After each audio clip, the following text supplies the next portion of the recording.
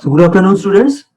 In the previous class, we have talked about phase velocity and group velocity, and we have learned that whenever we are talking about a single electromagnetic wave, then the velocity of the wave with constant phase is called phase velocity. That means when the phase of that wave doesn't change with time, then the velocity of that electromagnetic wave is called phase velocity. On the other hand, when instead of a single wave, a large number of waves are propagating in the same direction in such a way that their frequencies or wavelengths are slightly different from each other, then the velocity with which the maximum amplitude of that group, the maximum amplitude of the group propagates is called the group velocity. So that is the basic difference between phase velocity and group velocity. Phase velocity again will be the velocity with which a single wave of constant phase propagates, whereas when we say a large number of waves with slightly different frequency or wavelength are propagating in the same direction, then the velocity that represents the whole group, not the individual wave. When the whole group is considered, the whole group is propagating with a velocity, then that velocity is called the group velocity. So group velocity is always associated with a group of waves, a wave packet. On the other hand, phase velocity is associated with a single wave. Now, first thing, we'll find out a relation between the phase velocity and group velocity. First, we'll find out the relation between phase velocity and group velocity. Then we'll observe some animation on phase velocity and group velocity. Now, we know that phase velocity can be represented either by omega and k, that is the phase velocity is ratio of angular frequency to the wave number or propagation constant, whatever you say, that is omega by k, or it can be represented by ratio of energy to momentum. So if I say that Vp equals to omega by k, from that we can write omega equals to k into Vp. Simple. Why I am writing in this way? Because when you talk about group velocity, then group velocity is rate of change of omega with k. Group velocity is rate of change of omega with k. So that is d omega dk. Now, we can replace this omega, by kvp. In doing that, we can write it as d dk of kvp. So it is simple differentiation. If you differentiate it, it will be vp plus k dvp dk. So group velocity can be written in terms of phase velocity as vp plus k dvp dk. But in major cases, we are not given the propagation constant. Rather, wavelength of the waves are supplied. So instead of k, generally we come across wavelength lambda. So it is better if we can represent group velocity in terms of phase velocity and wavelength instead of propagation constant k. So how can we do that? We know the relation between the propagation constant k and wavelength lambda. That is k equals to 2 pi by lambda. So we can write Vg now as Vp plus k dVp dk from this relation. Now we want to find out, that means we want to replace k. The first change is no problem. K can be written as 2 pi by lambda. Next is dVp dk. We need to find out the value dVp dk. How can we do that? For that, we can write k as it is. Instead of dVp dk, we can write dVp d lambda dk. Just like, suppose it is given dz dx. Now, instead of x, you want y. That means we want to find out rate of change of z with respect to y. So what we can do, we can write dz dy dy dx. If we can estimate this value, then that value, say the value is say c dash. So that value will be c dash dz dy. So now instead of uh, rate of change of z with x, we can say rate of change of z with y. Same thing we are doing here. We are not interested in k. So we want to substitute k in terms of wavelength lambda. So what we can do, dvp dk can be written as dvp d lambda dk. Now d lambda dk can be easily estimated. We know k equals to 2 pi by lambda. Therefore, from that we can write dk d lambda will be minus 2 pi by lambda square. Simple differentiation. dk d lambda is minus 2 pi by lambda square. And what we require here, d lambda dk, just take the inverse. That means it will be minus lambda square by 2 pi. So put the values. So Vp remains same. Instead of k, we can write 2 pi by lambda. Instead of k, we can write 2 pi by lambda. D lambda dk is minus, this is your minus 2 pi by lambda square. So it is inverse of that. So lambda square by 2 pi dvp d lambda. So if we simplify it, 1 lambda cancel out. So what we get? Vg equals to Vp minus lambda dvp d lambda. So we get Vg equals to Vp minus lambda dvp d lambda. So that is the basic relation between group velocity and phase velocity in terms of wavelength. This is also true, but this relation is only in terms of k. So if you are asked in the exam that find out the relation between group velocity and phase velocity, my suggestion, you do this calculation. You need to find out relation between Vg, Vp in terms of wavelength. Now we'll observe the animation.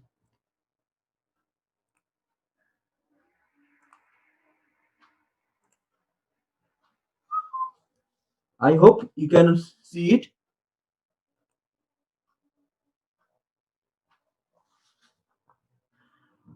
Okay, the upper one, this one, this represents a wave. This is a cos wave. That's why initial value, that means at 0x, the value of f or y, whatever you say, is 1. It's starting from maximum value. That's why we can say it's a cos wave. And this is another cos wave with slightly different frequency and wavelength. The value of omega and k are slightly different. And the last one is just the superposition of these two waves. That is, this will be the wave packet. This will be the representation of the group. This will be representation of the group. Here, the group consists of two waves only.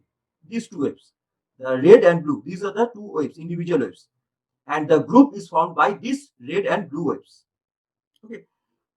So what we have learned that whenever we talk about a single wave, amplitude remain constant. So in both these two cases, amplitude should be constant, whereas when the group is formed, then amplitude of the group is not constant. Amplitude changes with space and time, and the maximum amplitude moves with a velocity.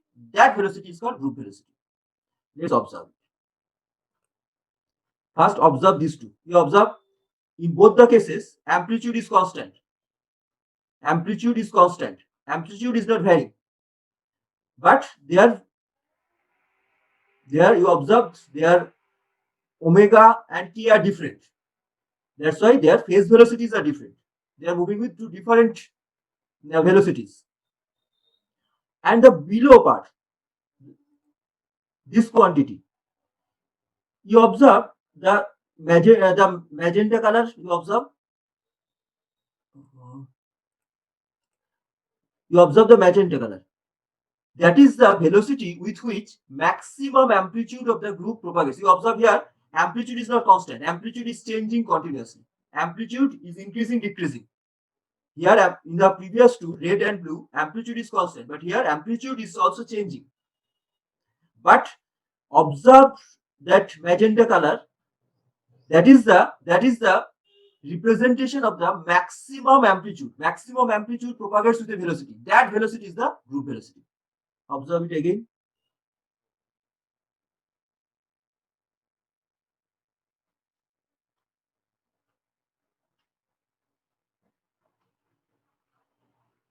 Ask me if you have any query. This is a YouTube video. The link is given in your canvas. So you can, my suggestion, you must go through that video by yourself also. Even when you know some programming language like MATLAB or Maple, you can do this type of animation also.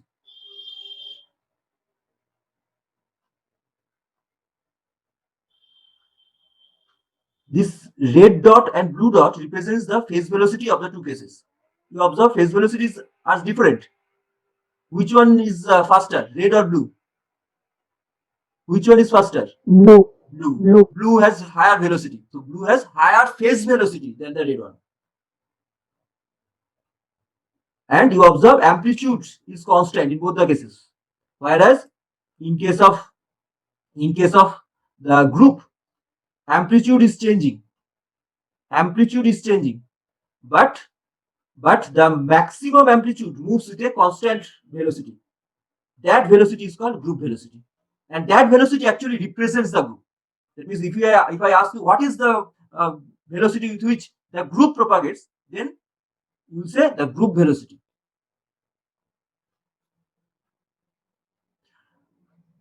Okay, we will observe another one.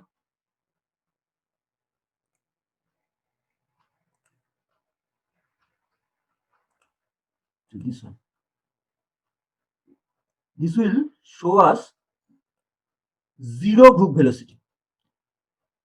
That means here three waves are there. So point you need to make is that here also in individual cases amplitudes are constant, whereas whenever we talk about the group, you observe the amplitude of the group is different. But you observe this group velocity, the magenta one, is not changing. It's fixed because its velocity is zero.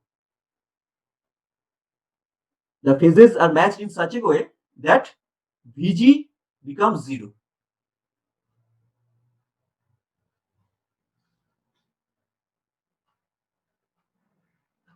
Another one.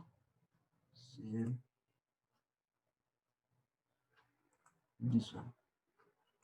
Now group velocity is larger than the phase velocities. So here also blue is faster. So two waves constitute the group.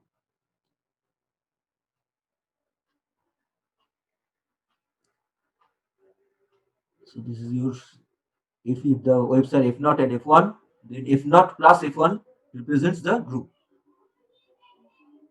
And in that case, the velocity of the group is represented by this magenta color, and it has higher velocity. You can observe it quite easily. You can observe that magenta has higher velocity. So again, the frequency and wavelengths of the individual waves are changed in such a way that group velocity becomes higher in comparison to the phase velocities.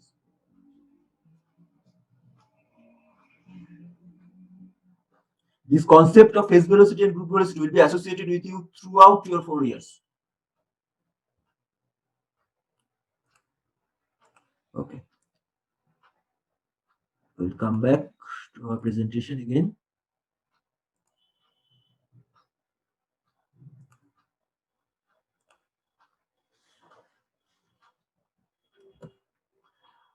Okay, now in one point you need to note down that we have said that there is a relation between group velocity and phase velocity, and that relation is established here. that Vg equals to Vp minus lambda dVp d lambda. That we have established. And clearly you can observe that group velocity depends on two quantities. The group velocity depends on two quantities. It depends on the value of phase velocity Vp, and it depends on rate of change of phase velocity with wavelength. That is important. That means if the phase velocity changes with wavelength, that means for different wavelength, for different color, by wavelength of frequency we mean color. For different color, if phase velocity has different values, then only dVp d lambda is not zero. Am I right? That means suppose red has a particular velocity, blue has a particular velocity, phase velocity of course. Then the rate of change of phase velocity with wavelength has some value which is not zero. And that effect is called dispersion. So that medium, that means that like that prism medium, say it is made of glass. So glass is a dispersive medium in which colors are separated from each other because each color has different phase velocity. So dVp d lambda is not zero in case of dispersive medium, where there is a possibility of separating the colors from each other. On the other hand, if the medium is not dispersive, we call it as non-dispersive medium. In case of non-dispersive medium, all the colors, all the waves have same phase velocity. That means dVp d lambda will be zero. So in that case, group velocity and phase velocity are same. So please note down that in case of non-dispersive medium, group velocity and phase velocity have same values. Only in case of non-dispersive medium. Now, why we're studying phase velocity, group velocity here in the context of quantum mechanics is actually associated with completely electromagnetism, or in case of communication, we need to understand phase velocity, group velocity. Like when you, in your course subject, when you talk about communication, then you require the concept of group velocity. Then why we're studying it here? Because at the beginning of de Broglie hypothesis, what we said that whenever a particle is in motion, then a wave is associated with it. And our logical conclusion at that time was that the velocity of the wave must be same as the velocity of the particle. Otherwise, after some time, if the velocities are different, then wave must be separated from the particle, isn't it? If suppose particle velocity is greater than the velocity of the wave, then after some time, particle will be far away from the wave. On the other hand, if wave velocity is greater than the particle, then after some time, again they will be separated. So if the matter wave is always associated with the particle in motion, then velocity of the matter wave must be same to the velocity of the particle. Clear? That was the logical conclusion. Now we know that whenever we talk about wave, there are basically two types of velocities associated. One, phase velocity, the other one, group velocity. So whenever we talk about matter wave, then what should be that velocity? Is it the phase velocity or is it the group velocity? Which velocity should be associated with a matter wave? Let's try one by one. First, let us assume that it is the phase velocity. That means when we say about velocity of a matter wave, then it means the phase velocity which is associated with the matter wave. So if it is phase velocity, then we know phase velocity can be represented either by omega by k or by E by P, energy by momentum. Phase velocity is the ratio of energy to momentum. Now from relativistic mechanics, we know Einstein relativity, each of you know that E equal to mc square, where m is the relativistic mass. That means the mass when the particle is moving with some velocity v. So E equal to mc square. And momentum, we know momentum is the product of mass and velocity, so it is mv. So what we have, Vp equals to c square by v. Now we are writing this c square by v in this way. Can't we write it? C square by, instead of C square by V, I am writing is C by V by C. The same. C square by V or C by V by C. Why I am writing in this way? Now, you know, and we have also discussed it earlier, that this C means velocity of light in free space. Velocity of light in free space is constant, and its velocity, this value is 3 into 10 to the power 8 meter per second. And this is the maximum velocity that can be achieved in this universe. We cannot have any velocity which is greater than 3 into 10 to the power 8 meter per second. So that C is the maximum velocity that can be reached. C is the maximum velocity that can be reached. Therefore, when the particle is moving with a velocity v, v must be less than or equal to c. Generally, we cannot have a particle whose velocity is c. Then it will not be a particle. It will be a wave. It will be a complete energy then. Okay, whatever. V generally is less than c. That means V by C, this quantity is always less than 1, except when we reach the velocity of light in free space. Otherwise, V by C is a quantity which is less than 1. Generally, maximum, this can be the maximum case. So generally, V by C is less than 1. So you are dividing C by a quantity which is less than 1. You are dividing velocity of light in free space with a quantity which is less than 1 here. So, as a result, what can you expect? You can expect this whole thing, that is C by V by C, that is C square by V, that is Vp, will be greater than C. Get my point? V is generally less than C. If V is less than C, then V by C is less than 1. So, you are dividing C by a quantity less than 1. Therefore, the whole thing that is Vp, the whole thing should be greater than C. Like you are dividing 3 by say 0.5. You are dividing 3 by 0.5. That will be greater than 3, of course. So same thing, you are dividing C by a quantity less than 1. That means the whole thing, that is Vp, will be greater than C. But we know we cannot have any velocity greater than velocity of light in free space. Therefore, phase velocity cannot be associated with the matter wave. So phase velocity cannot represent the velocity of a matter wave, because phase velocity, if it represents the velocity of the matter wave, then Vp will be greater than C, which is impossible. This is completely impossible. Therefore, we discard that concept, that phase velocity is the velocity of the matter wave. That concept is discarded. So phase velocity cannot be the velocity of the matter wave. Then what choice we have now? Group velocity. That group velocity, can group velocity be associated with the matter wave? Let's check. Don't take any chance. So first we will take non-relativistic case, then we will also check with relativistic case. So non-relativistic case is normal Newtonian mechanics, which you have studied from your class 7.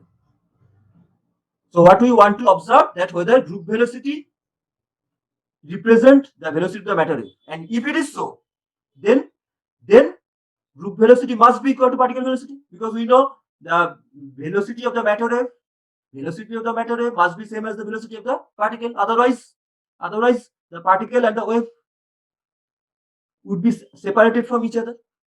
Let's see. So first we consider simple particle or free particle. Free particle means whose potential energy is 0. So we consider potential energy is 0. Simple thing. Therefore, its total energy means just the kinetic energy.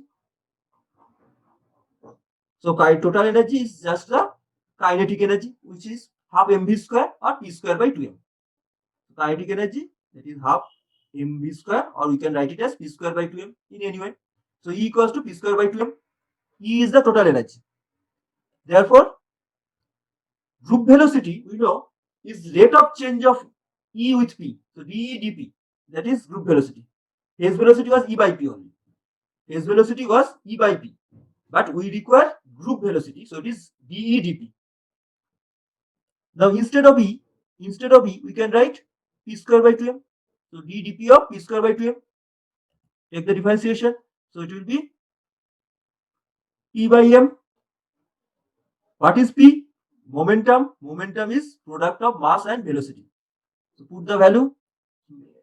Cancel out. What we get? Only V. That means if we use Newtonian mechanics, what we get? Group velocity. That is the velocity of which represents the whole group is equal to velocity of the particle. That means this group velocity should be the velocity associated with the matter wave. That means matter wave propagates, matter wave moves with this velocity, group velocity. So it is not the phase velocity with which matter wave propagates. Matter wave propagates with the velocity called group velocity. Now we can prove it from relativistic approach also. So if we use relativistic approach, remember in relativistic approach there is no concept of potential energy. We have kinetic energy and rest mass energy. Therefore, E square is equals to P square C square plus M naught square C to the 4. Remember, our M naught C square was the rest mass energy. We call it as, this is our rest mass energy. So E square equal to P square C square plus M naught square C to the 4. What we require to have group velocity dE dP. So first differentiate it. So if I differentiate this equation, so it will be 2E dE dP, differentiating with respect to P. So it is 2E dE dP equals to twice P C square. This becomes 0. There is no P dependent quantity here. So we have this, that means E dE dP equals to P C square. Now put it. The group velocity is dE dP. So here what we have? dE dP equals to Pc square by E. Put the values. Pc square by E. Now what is E? E can be written as mc square again. So we can write E equal to mc square. C square cancel out. P means mv. Therefore, we have V again. So again, whether we use relativistic mechanics or non-relativistic mechanics, what we get, that group velocity is equal to particle velocity. So if you are asked in the question, show that group velocity of the matter wave is same as particle velocity, or show that velocity of the matter wave is same as velocity of the particle, that will be your approach. You can use either non-relativistic case or relativistic case, whatever you want, unless in the question it is specifically mentioned. Like suppose in the question is mentioned that show that group velocity equals to particle velocity through relativistic mechanics, then you have to use relativistic mechanics. Otherwise, you are free to use anyone.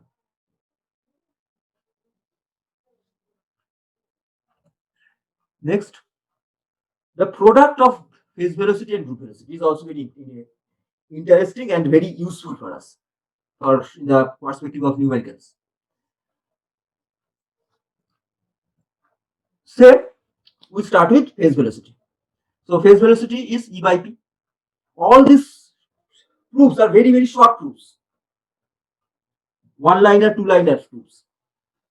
So if you understand, it's just as easy as ABC. So Vp is E by P. We know. Now what is the aim? Aim is to find out relation between product of Vp Vg. That means we want Vp into Vg. We want this value. So that's why we are starting with Vp. Vp is E by P. Now observe, without this can be estimated with hardcore mathematics, or only with the simple logic we can do that.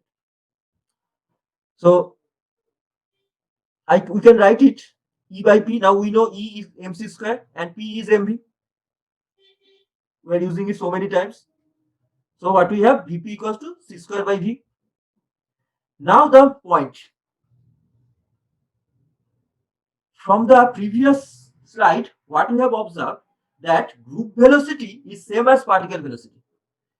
Group velocity is same as particle velocity. Vg and v are same. V is the velocity of the particle. That is called particle velocity.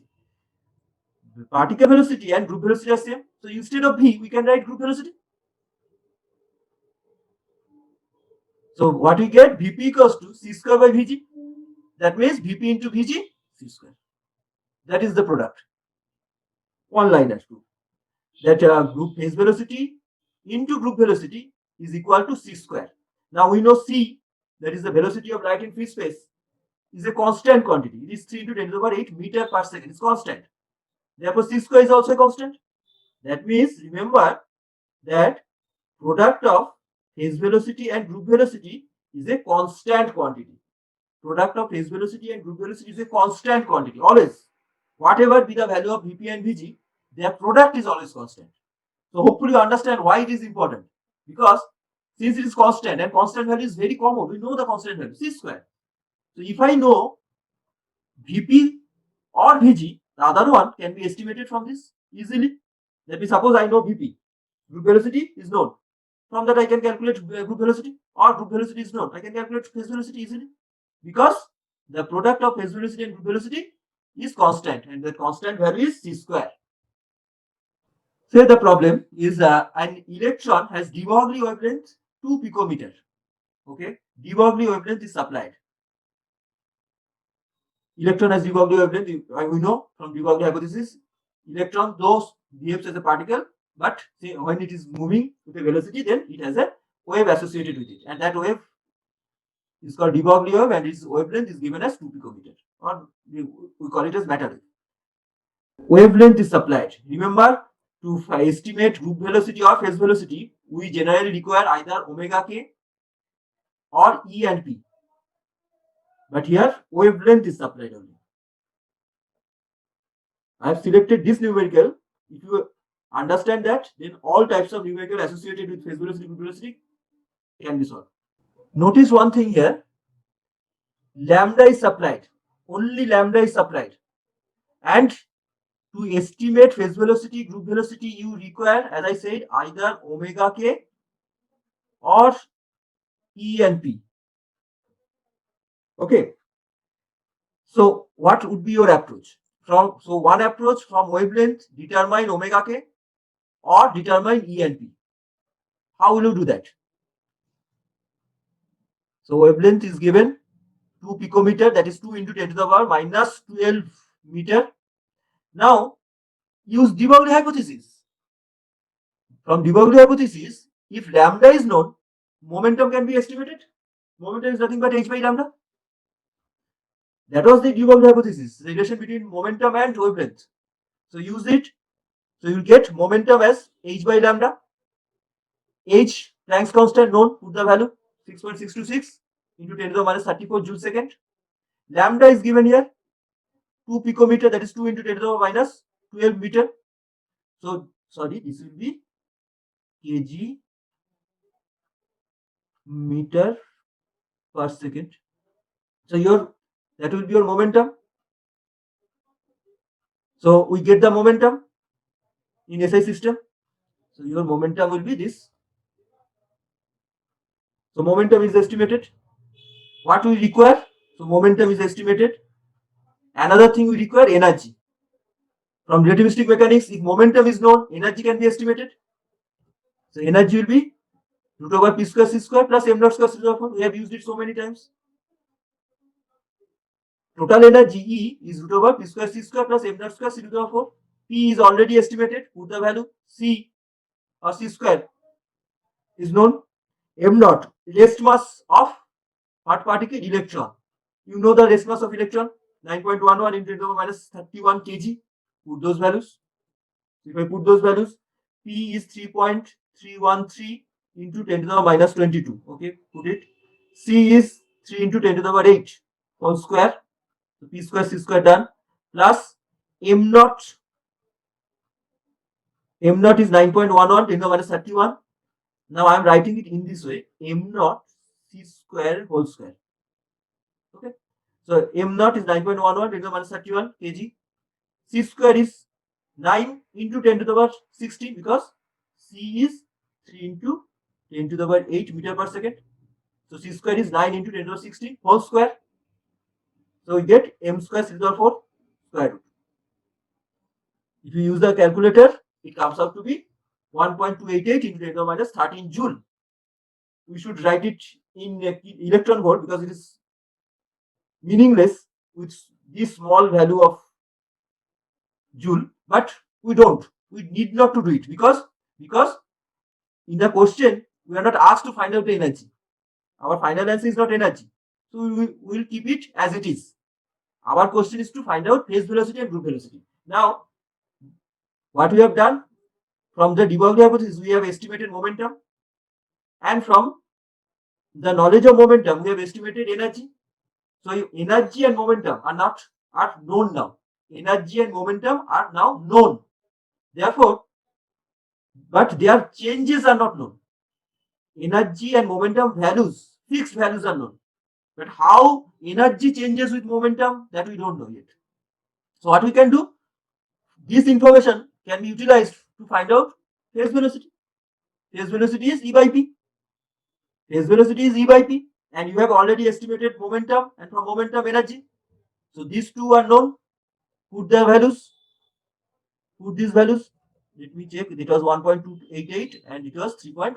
So if you put these values, Vp comes out to be 3.89 into 10 to the power 8 meter per second. So phase velocity is estimated. But question says to find phase and group velocity. Now one is known. So now you can use phase velocity into group velocity equal to c square. Now you can utilize it because already phase velocity is estimated. So group velocity can be estimated right now. So what will be group velocity? C square by Vp. C square by Vp. Put the value of c square, 3 into 10 to the power 8 square.